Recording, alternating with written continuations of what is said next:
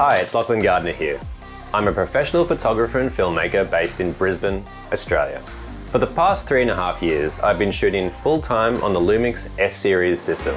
I was super excited to get hands-on with the next camera in the lineup, the S5 Mark II. Essentially, this camera is like a blend of the S1H and the existing S5, with a heap of improved specs and additional features. For the past few days, we've been out in the field to shoot some action sports content with the S5 Mark II. Predominantly, I was testing the performance of the new hybrid autofocus system, along with how the S5II handles capturing high frame rate stills of some fast-moving subjects. First up, we captured fast-paced action with a couple of mountain bike athletes at their local bike park. The second adventure sport we shot was some mountain running in the scenic rim with a trail running athlete. The S5 Mark II incorporates Panasonic's newly developed phase hybrid autofocus system. This system utilizes on-sensor phase detect in combination with Panasonic's contrast detect system and advanced human and animal eye detection algorithms. The result combines the best of these technologies, offering photographers super fast, reliable autofocus that can cope with complex scenes and detect a wide variety of both human and non-human subjects.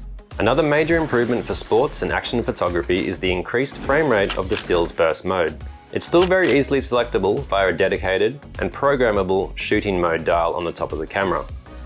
By switching to the electronic shutter mechanism, the S5II captures full-size stills at 30 frames per second with full continuous autofocus and subject tracking.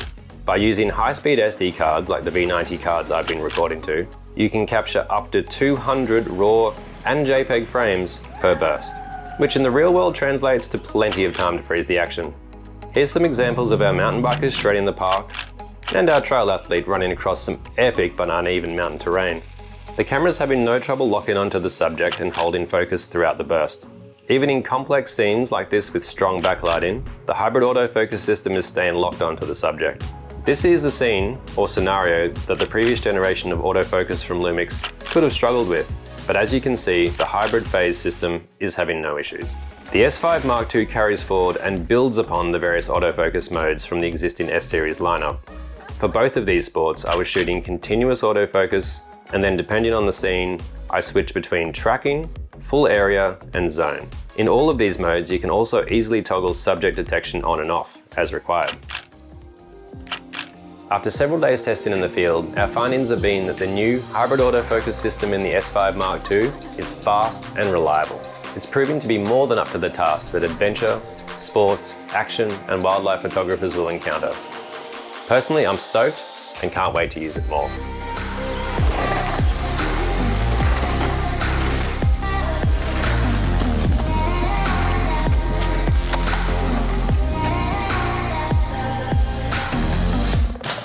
For those times when creating a high-resolution image file is the ultimate priority, the S5 Mark II has the most advanced in-camera high-resolution mode in the industry.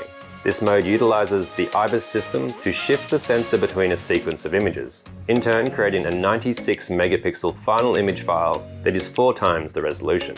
The results are instantly viewable on the camera's playback screen, and motion compensation mode can be applied when capturing. For landscapes, commercial advertising, and product work, this can be invaluable. Situations where clients, agencies, and designers are often seeking the largest possible file to work with. The live composite mode is a feature that allows users to capture multiple exposures in a single image file. Some classic scenarios where this might be useful are long exposures, night scenes, and things like star trails, city lights, or fireworks. After taking the initial exposure, the camera then only records new light sources in the preceding captures. This in turn produces an image where the highlights of static objects don't overexpose, but only added lights or movement is captured and added to the frame.